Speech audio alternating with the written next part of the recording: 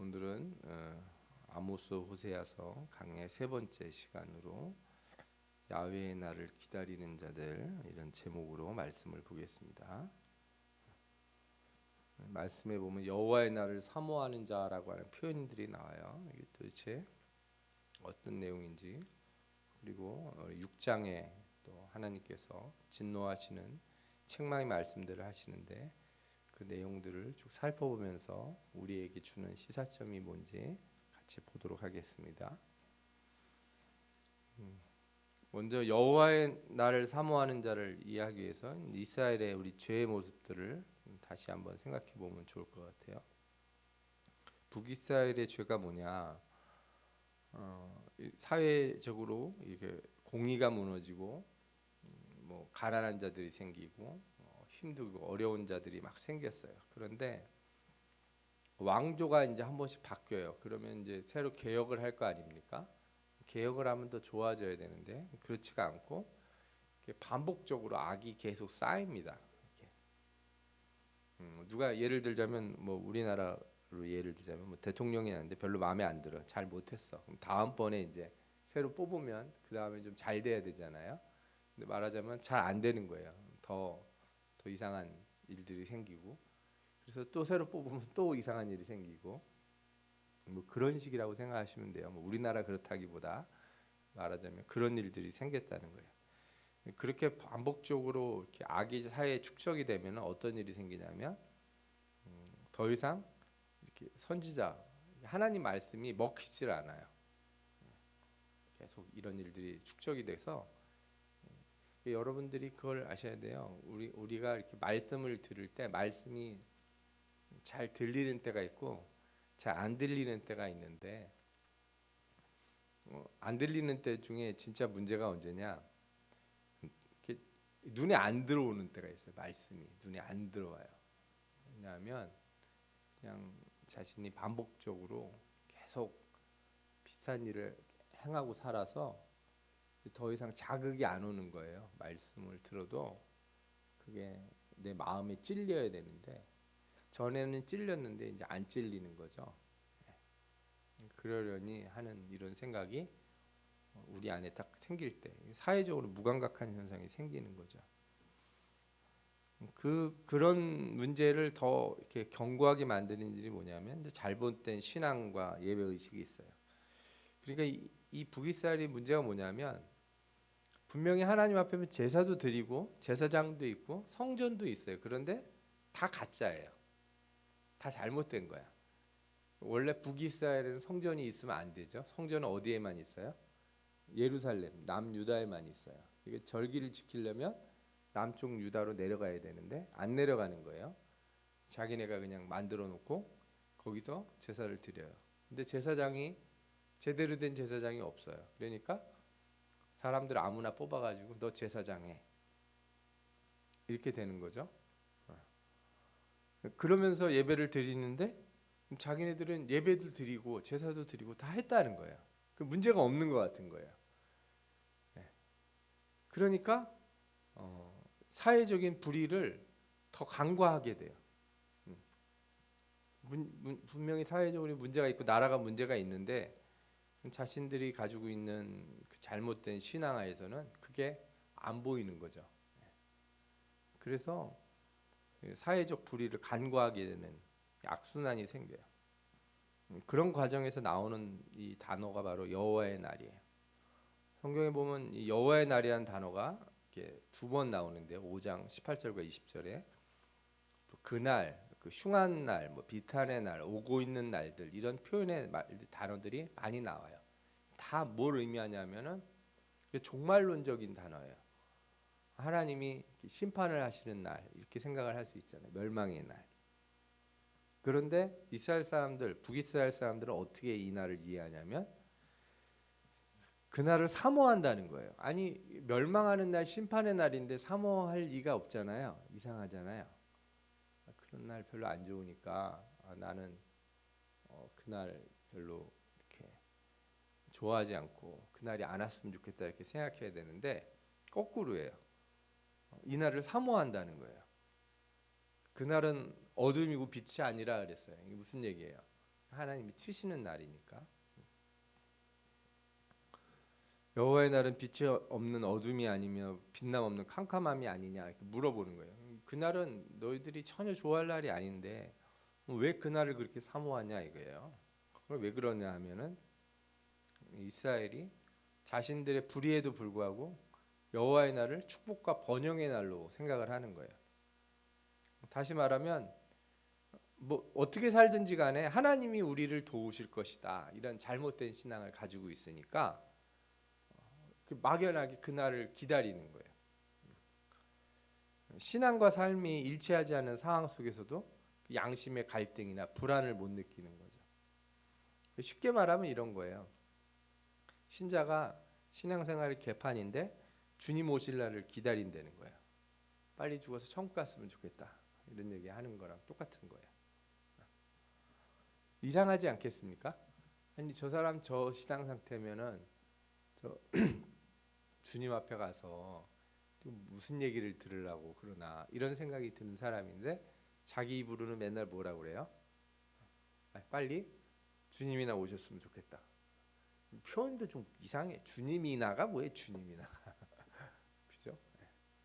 빨리 주님 오셔서 세상이 망했으면 좋겠다. 이런 소리를 하는 사람이 있어요.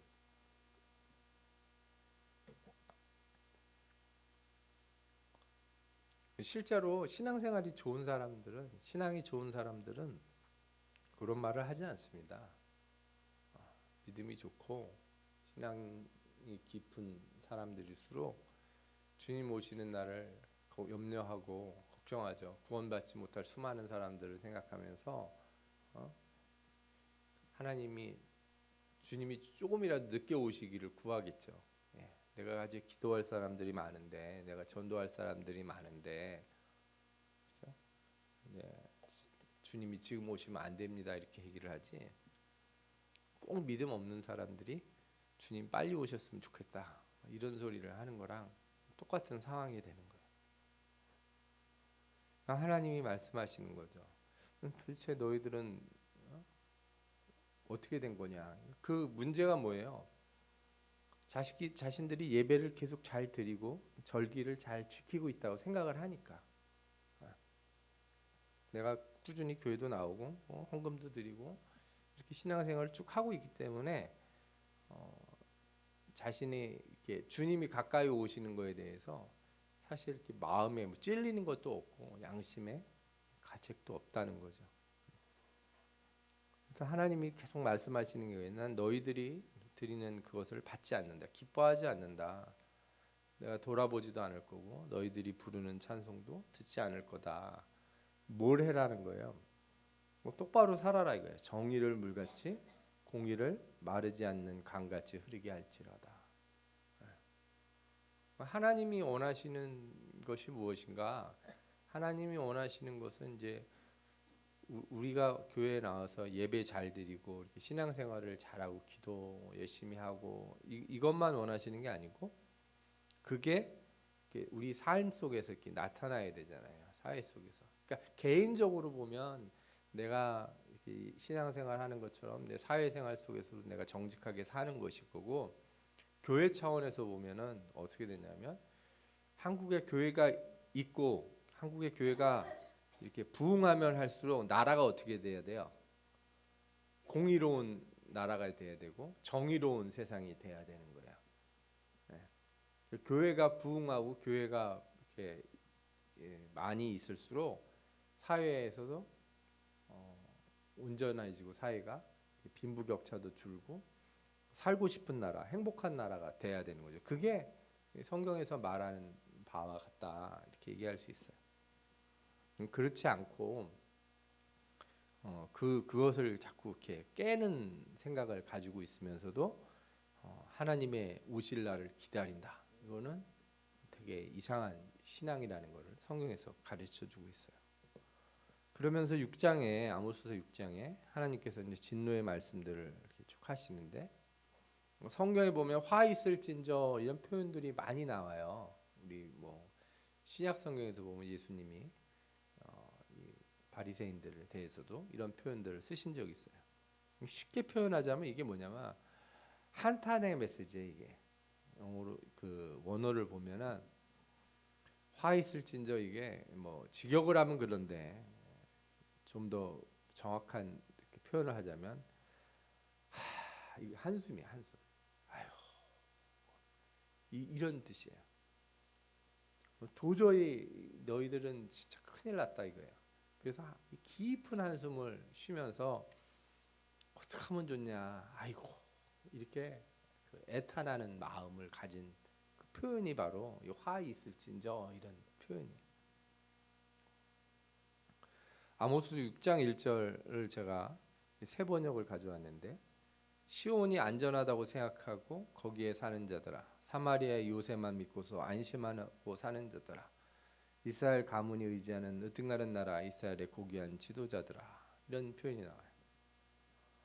나라가 문제가 있고 지금 공의가 깨지고 이게 분명히 문제가 있어서 사람들이 다 아이고 큰일 났네 이렇게 생각해야 되는데 거기 사는 사람들이 다 어떻게 느낀다는 거예요? 편안하게 느낀다는 거예요. 안심하고 좋다 이렇게 느낀다는 거예요. 그 모든 사람이 그런 게 아니고 성경에서 보면은 높은 위치에 있는 사람들, 부자들, 권력자들 이런 사람들이 그렇다는 거예요. 그러니까 공의가 무너진 나라에서 편안함을 느끼는 사람들이 있어요. 사회가 이렇게 막 뭐 부정직해지고 사회가 뭐 예를 들어서 막 권력자들이 이렇게 불의를 행하는 데 있어서 전혀 이렇게 제어를 하지 못하고 벌을 가하지 못하고 돈 있는 사람들이 그렇게 막 돈으로 아니 권력 있는 사람들이 권력으로 막 힘을 발휘하고 막 이렇게 사는 세계가 누군가에게는 너무너무 힘든 사회잖아요. 그런데 누군가에게는 그 사회가 그렇게 편할 수가 없어요. 제가 그래서 요즘 나오는 뉴스 기사들을 보면서 너무 슬플 때가 있어요. 그러니까 한국이 살기가 좋은 나라라는 거예요. 그래서 왜 살기가 좋냐 그랬더니 뭐만 있으면 돈만 있으면 우리나라가 전 세계에서 살기 제일 좋은 나라라는 거예요. 그 표현이 너무 사람을 속상하게 하는 표현이에요. 한국이 돈이 없어도 세상에서 제일 살기 좋은 나라여야 된다. 한국이 예를 들어 공부를 좀 못하더라도 그죠?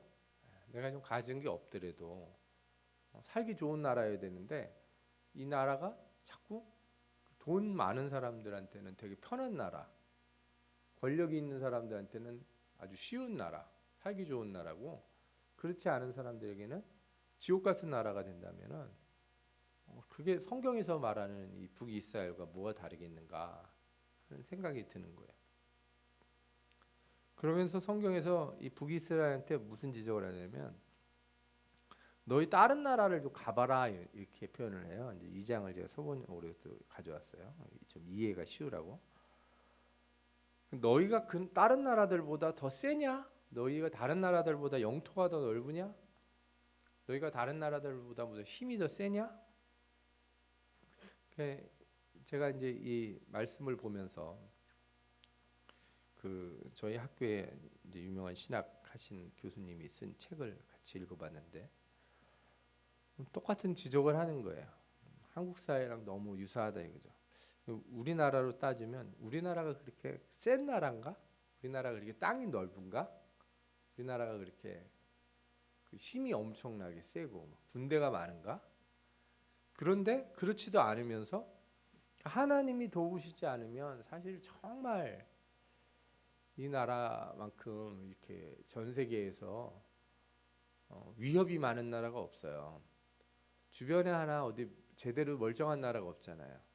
러시아, 중국, 일본, 뭐 북한마저도 뭐 핵무기를 가지고 있는 상황이고 여기서는 우리나라에서는 전쟁이 한번 난다 그러면 뭐 우크라이나 같은 데서 뭐 몇만 명 죽었다고 막 그러는데 여기는 폭탄 하나만 서울에 떨어져도 뭐 10만 명 이렇게 20만 명 뭐 많게는 100만 명 이렇게 죽을 수 있는 가능성이 농후한 나라예요.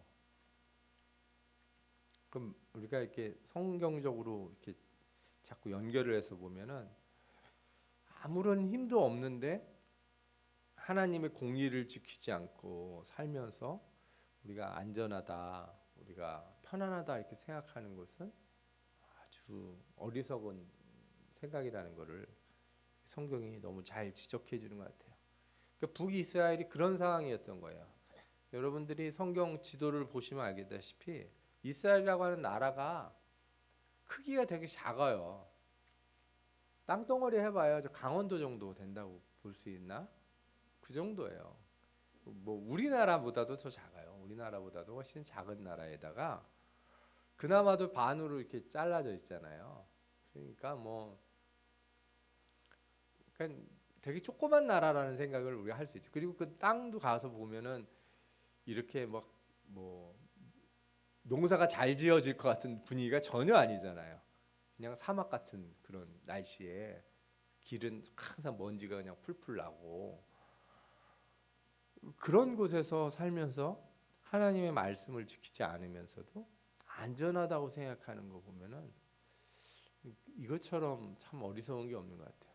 저도 그래서 우리나라를 생각할 때 이 나라에서 저는 집값이 그렇게 높다고 막 좋아하고 막 이런 사람들 보면은 좀 당황스러워요.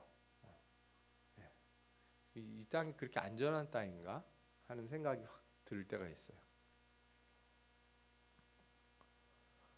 하나님이 이 북이스라엘에 지적하는 바가 그런 거예요. 지금 너희가 처한 상황을 너희가 너무 모른다. 그러면서 너희가 어떻게 하고 있는가? 예. 안락 의자에서 기지개를 켜고, 그죠? 예. 어린 양 고기를 먹고 송아지를 잡아먹고 검은 고소리를 맞춰 노래를 흥얼대고 악기들을 만들어내고 대접으로 포도주를 퍼마시고 좋은 향유를 몸에 바르고.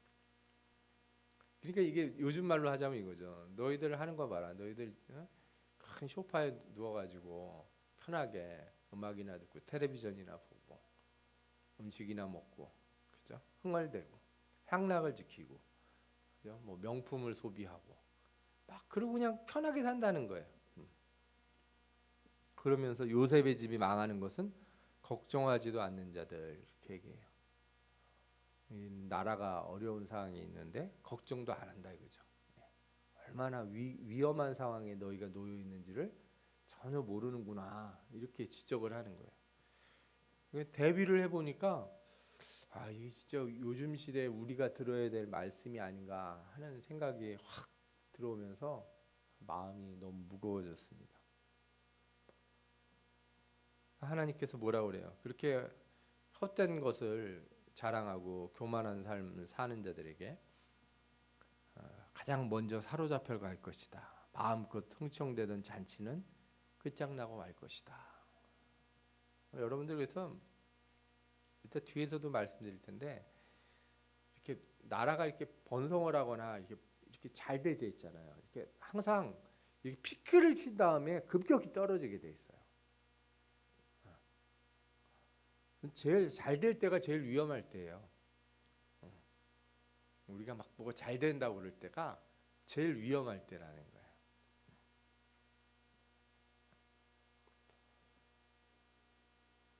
6장 12절과 14절에도 보면 이들이 뭘 잘못했냐? 공의를 뒤엎어 독약을 만들고 정의에서 거둔 열매를 쓰디쓴 소태처럼 만들었다, 그렇게 얘기해요.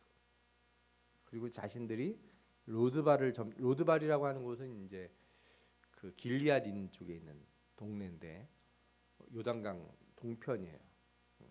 옆을 막 점령하고 그다음에 자기네 힘으로 어딘가를 정복하고, 그래서 세졌다 이거죠. 응?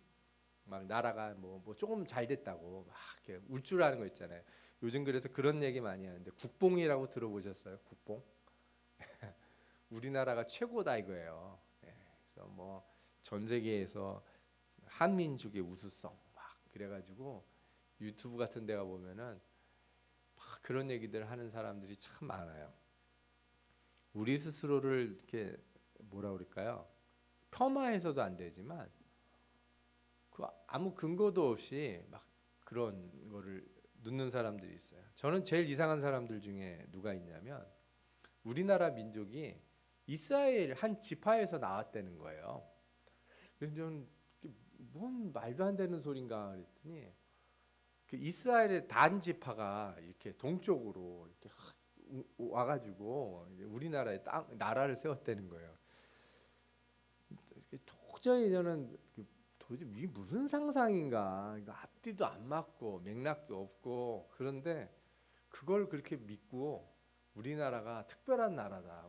그런 거 좋아하는 분들이 있어요. 막 예를 들어 우리나라가 유대인들하고 아주 비슷하다, 뭐 똑똑하다, 전 세계에서 머리가 제일 좋다.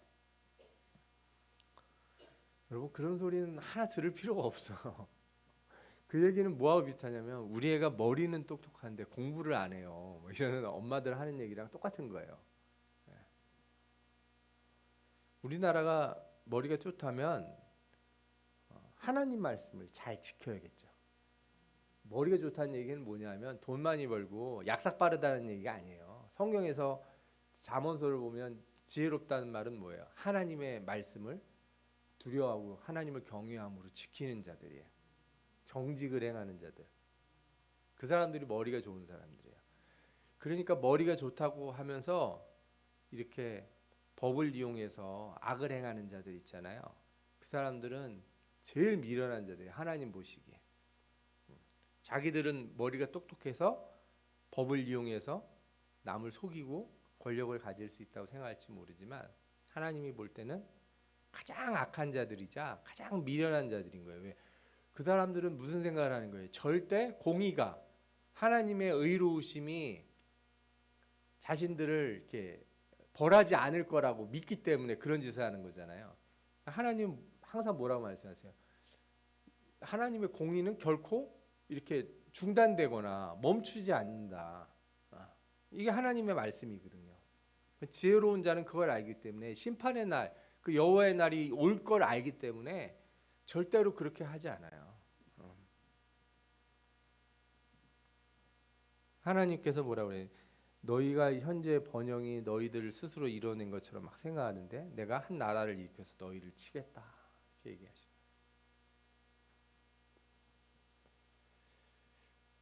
이게 참 깊은 의미들을 가지고 있어요. 이스라엘이 이렇게까지 이렇게 멍청해지고 미련해졌는가? 자신들의 삶의 문제들이 이렇게 많은데도 불구하고 이렇게 여러분들 이거예요. 좋은 사회가 되지 않으면 교회가 아무리 많아도 소용없어요.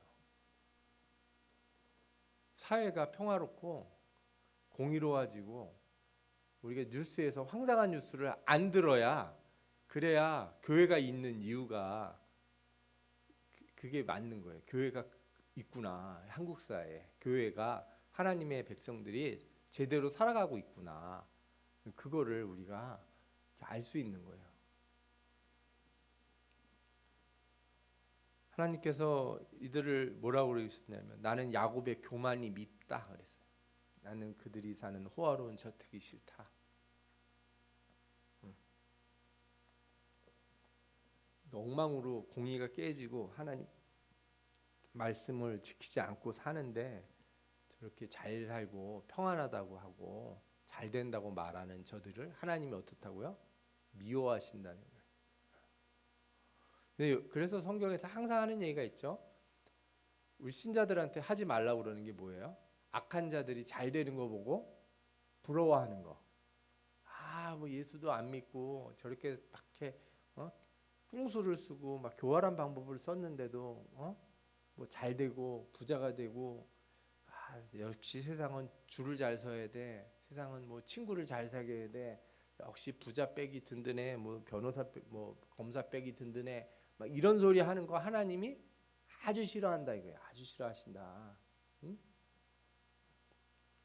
그런 소리를 하는 사람들을 하나님이 어떻게 해요? 너희들 그런 걸 입에서 버리라는 거예요. 그 악을 버리라 이거예요. 네. 그렇게 말하는 자들을 하나님이 이렇게 미워하시고 싫다고 얘기하시지 않습니까? 예. 우리가 이 이스라엘의 역사들을 살펴볼 때 제가 이 그래프를 보여드렸잖아요. 저 색깔별로 나온 게 다 왕조란 말이에요. 잘못해서 새로운 왕을 뽑았는데 몇 대를 가지 못하고 다시 왕을 갈아치워야 돼 하나님이. 얘들 계속 놔뒀다간 큰일 나겠어. 나라를 완전히 망가먹을 것 같아. 그 왕을 갈아치워요 하나님께서. 왕조를 바꿔치우게 해.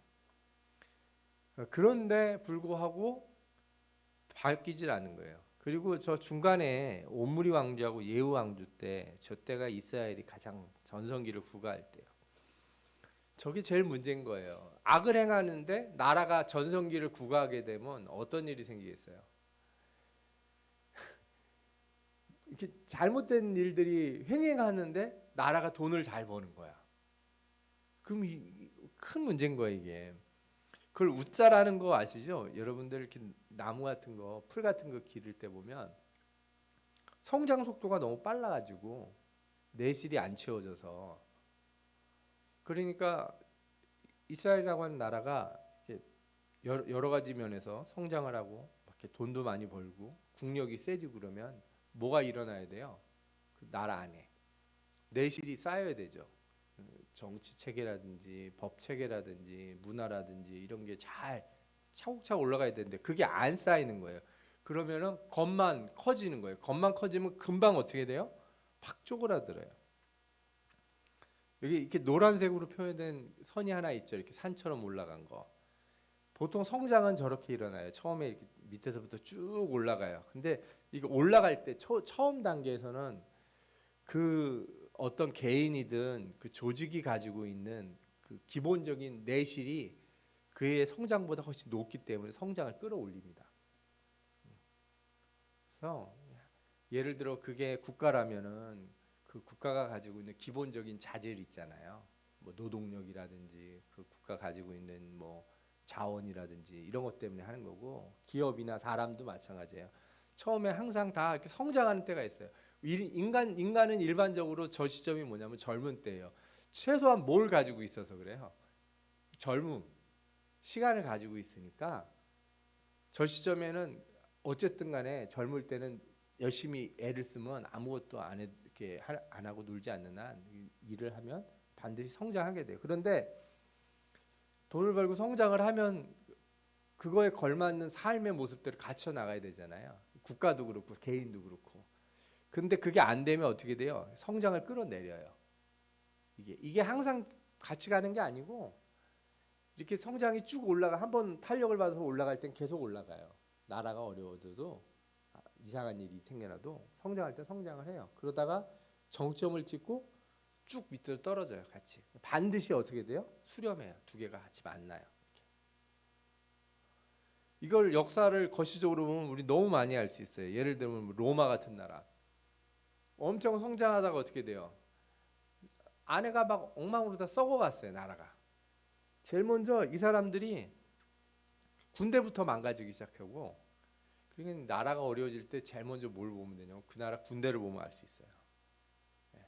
군대가 훈련도 잘 안 하고 다들 군대 가기 싫어하고, 로마가 그랬어요. 나중에는 로마 군사들 중에 로마 사람은 없고 다 어디에 용병들이, 용병들 돈 주고 데려다가, 아니 남의 나라 사람들 돈 주고서 나라를 지켜달라고 맡기면 나라가 지탱이 되겠어요? 뭐 그거 말고도 사회적인 문제들이 막 생기고 향락으로 타락하고, 그 로마가 부흥하다 이렇게 꼬꾸라지잖아요. 나라들마다 대부분 그래요. 이렇게 한참 막 성장하다가 그 나라의 공의가 깨지고, 그죠? 부패가 생겨나고 막 이러면 어떻게 돼요? 꺾어진다고요. 기독교도 그랬죠. 로마 캐톨릭이 유럽 세계를 완전히 장악했어요. 교황의 말이면 황제도 무릎을 꿇고 빌어야 돼요. 그러다가 결국에 어떻게 됐습니까? 이게 무너져 내려가잖아요. 저걸 보면서 무슨 생각했냐면 이 두 가지 사진을 봤어요. 한 가지 이쪽 편에 있는 사진, 여러분들 보시기에 어떻게 보이는지 모르겠는데 저기 보면 한국 기독교 100주년 선교 대회 이렇게 써 있는 거 보이시죠? 저게 우리 저런 거 행사할 때 크리스찬들이 모여서 하던 거예요. 옛날에 여의도 그 운동장이라고 그래야 되나요? 여의도 광장 거기 가면은 막 100만 명씩 모여서 집회하고 막 그랬었다고요. 근데 그 시대에 사람들이 그렇게 모이는 데가 또 있었는데 어디예요? 이 옆에 보면은 저 운동하고 그 민주화 외치던 그 시절에 한국 교회가 막 부흥하던 시절하고 한국 사회가 저 민주화를 부르짖던 시절하고 이렇게 되게 일치해요. 이렇게. 되게 특이해 보이죠. 그러면 지금 상황에서는 어떻게 됐는가? 교회의 부흥과 한국 사회의 공의와 정의가 같이 이루어졌는가 이렇게 살펴보면 사람들 고개를 갸우뚱갸우뚱해요. 그러니까 한국의 교회가 부흥하면은 나라도 정의롭고 공의로워지고 이렇게 막 뭐라 그럴까요? 살기 좋은 나라 이런 나라가 되는데 어떤 현상이 생겼냐면 한국 교회 부흥할 때 경제적으로는 막 돈을 번 것 같아요. 경제적으로는. 그런데 나라 전체적으로는 그런 발전이 더디지 않았나 하는 이런 비판을 하는 분들이 상당히 많아요. 그래서 항상 이렇게 부흥하고 성장하는 과정에서는 조심해야 돼요. 우리가 뭐가 잘 될 때는 내가 잘해서 된 게 아닌데 대부분 사람들은 어떻게 생각하냐면 내가 잘해서 그런 부흥과 성장이 왔다 이렇게 생각하는 경우 되게 많아요. 저는 한국 교회 부흥과 성장도 우리의 노력이 아니라 하나님의 은혜였다 이렇게 말하는 게 맞지. 또 개인도 마찬가지예요. 우리가 어느 시점인가 우리가 누리고 있는 현재의 상태가 이게 나의 온전한 노력인가 그렇게 생각하지 말아야 되는 거죠. 항상. 물론 내가 노력한 것보다 나의 상태가 훨씬 더 안 좋을 때가 많이 있었어요. 그건 사실이에요. 아까 그래프 보여드린 것처럼 어느 시점에는 내가 노력한 것보다 나의 상태가 훨씬 더 낮아요. 내가 애쓴 것보다. 그러나 시간이 지나면 내가 노력한 것보다 더 좋아지는 경우가 훨씬 더 많아요. 대부분 올라가요. 그러면 그 상황에서 사람들이 무슨 생각을 하냐면 성장에 심취해서 내가 해결해야 될 일들을 간과하게 되는 거죠. 그러니까 아이들도 보면 이렇게 청소년 시기에 키가 빨리 자라잖아요. 몸은 벌써 어른이 됐어. 그런데 아직 뭐가 어른이 안 됐어요. 생각하는 게 어른이 안 됐어요. 그러면 몸은 어른인데 생각이 어른이 안 됐으니까 괴리가 생기죠. 그걸 뭐라고 불러요? 우리가 사춘기라고 그러죠. 그런 문제들이 생겨요. 웃자라는 일이 생긴다니까요.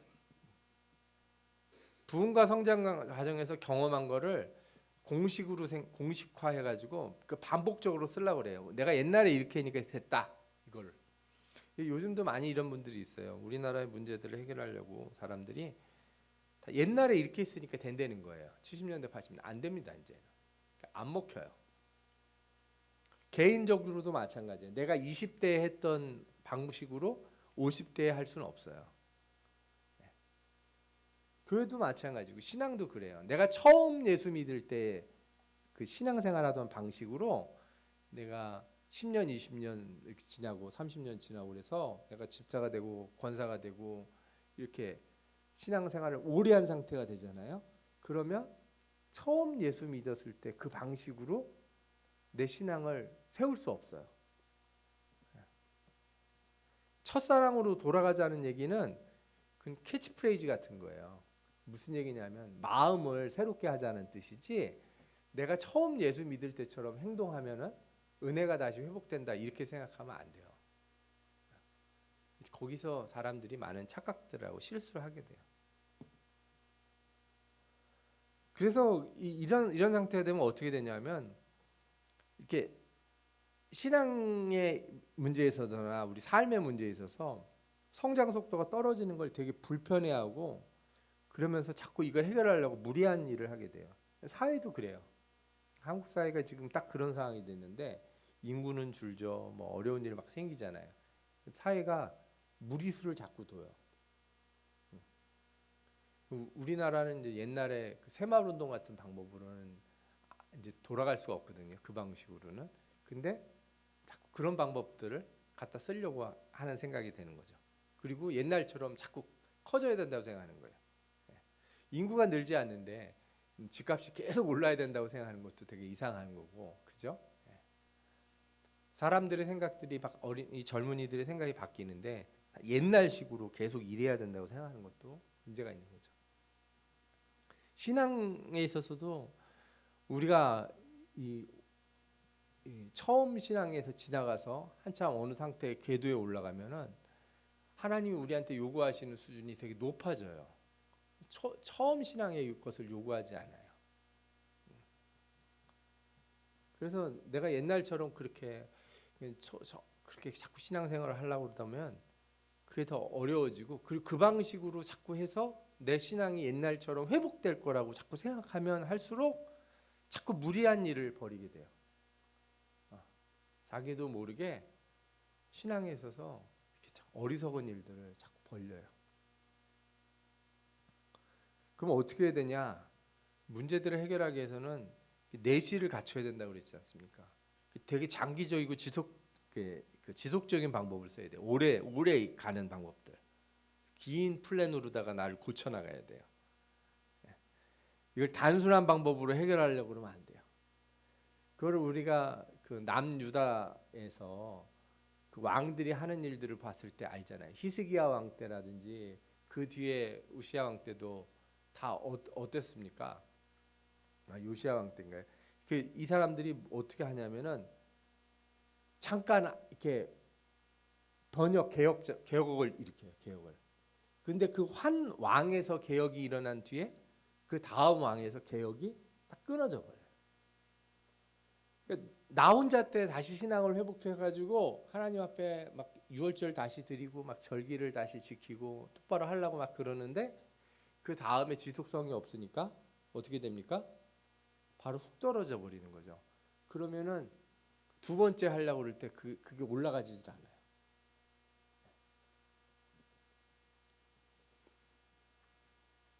그러다가 타이밍을 놓치게 되죠. 잃어버리게 돼요. 해도 안 되는데 이런 생각을 하는 거예요. 왜 옛날처럼 내가 분명히 기도를 하고 옛날처럼 내가 금식도 하고 옛날처럼 뭐도 하고 그러는데 왜 신앙이 옛날처럼 되지 않을까? 예, 지금은 옛날 방식으로 하면 안 되고 더 새로운 방식으로 더 높은 목표를 가지고 신앙생활을 해나가야 되는 거죠. 이 하나님께서 하신 말씀이 이거예요. 너희는 살려면 선을 구하고 악을 구하지 말라. 그러니까 하나님이 말씀하시는 게 참 놀라워요. 이스라엘 백성 이스라엘에게 경고하시면서 너희들 이 문제를 해결하려고 그러면 너희들 제사를 똑바로 드려라. 뭘 하라. 여기서부터 출발 안 하고 어디서부터 출발하세요? 너희들의 이 사회적인 문제들을 해결하라 이거예요. 선을 행하고 악을 행하지 마라 이거예요. 너희는 악을 미워하고 선을 사랑하면 성문에서 정의를 세워라. 이게 무슨 얘기예요? 사회적으로 똑바로 돌아가야 된다는 거예요. 그럴 때 하나님께서 요셉의 남은 자를 불쌍히 여기실 것이다. 그래서 이 예언서들을 읽을 때 얻는 그 신자들의 혼란이 있어요. 일반적인 신자들이 예언서를 읽으면서 되게 이상하게 느끼는 것, 결론을 잘못 내리는 게 뭐냐면은 다 신앙적인 회개로만 귀결시키려고 그래요. 그런데 이 예언서들은 계속해서 뭐라 그러냐면 너희들 삶의 문제들의 변화가 일어나기 전에는 이게 변화가 안 된다. 계속 이렇게 지적하거든요. 그리고 하나님 앞에 회개하는 거, 하나님을 찾고 돌이켜라 이렇게 얘기할 땐 그것이 다 뭐하고 연관이 돼요? 말씀을 지키는 거.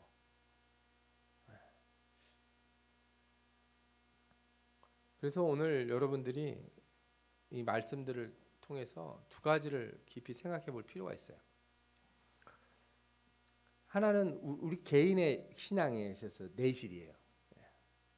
우리 개인의 신앙에 있어서 내실. 무슨 얘기냐면 여러분들의 삶이 예전보다 조금 더 좋아졌다면 나는 내 신앙이 그 삶을 지탱할 만큼 더 내실 있는 신앙이 됐는가?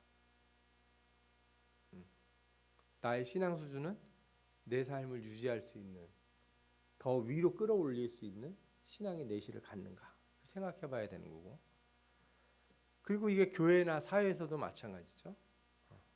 특히 한국 사회에서 성장이 멈춰가는 이 사회 속에 교회가 이렇게 예전과 같은 부흥을 막 이렇게 얘기하시는 분들이 있는데 많은 분들이 그런 시대는 갔다가 끝났다고 생각해요.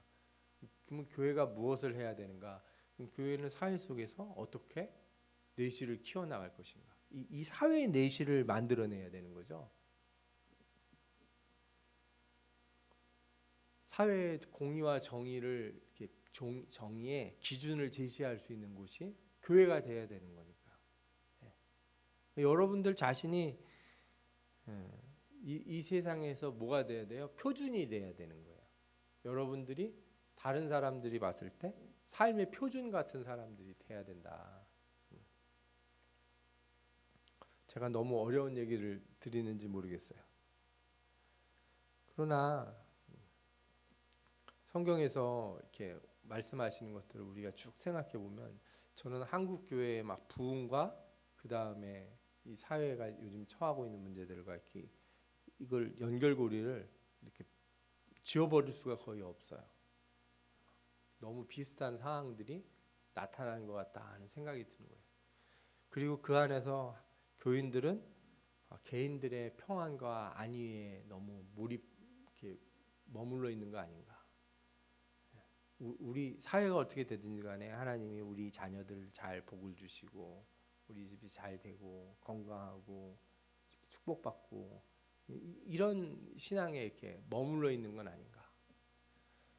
최근에 여러분들도 뉴스 이렇게 많이 보셔서 아시겠지만 한국 교회에 대한 막 이렇게 비난이나 질타가 막 여기저기서 막 쏟아져 나오는데 너무 당황스럽고 황당한 것들이에요. 그러니까 무슨 얘기냐면 우리가 이렇게 뭔가 이건 아니다. 너희들이 잘못 알고 있다. 이렇게 얘기할 수 있는 게 아니고 누가 봐도 좀 이상한 일들이 교회 안에서 그 교회도 아닌 것 같아 내가 보기엔. 그렇게 그런 사람들을 교회라고 말할 수 없을 것 같은 그런 일들이 막 벌어지는 걸 보면서 야 이거야말로 이 성경에 있는 이 아모스서에서 나오는 이 말씀들이 우리 시대를 가리키는 건 아닐까. 제가 아주 조심스럽게 생각을 해보게 돼요. 여러분들이 이 말씀들을 살펴보면서 이것이 그냥 단순히 예전에 있었던 그 이스라엘이라고 하는 나라에 있었던 역사적인 사건을 대해서만 말한다 생각하시면 우리가 배울 게 없을 거예요. 그러나 이것이 어떻게 보면 한국 사회, 한국 교회 그리고 우리 자신에게 주어진 큰 주제라는 것을 생각한다면 우리가 돌아가서 더 깊이 기도하고 하나님 앞에 매달려야 될 것이라고 저는 생각합니다. 말씀을 여러분들이 깊이 묵상하고 어떻게 하면 우리 신앙의 내실을 키워나갈 것인지 이 사회 속에서 교회가 어떤 역할을 할 것인지를 깊이 생각해보는 여러분들이 다 되시기를 바랍니다. 아멘. 우리 기도하겠습니다.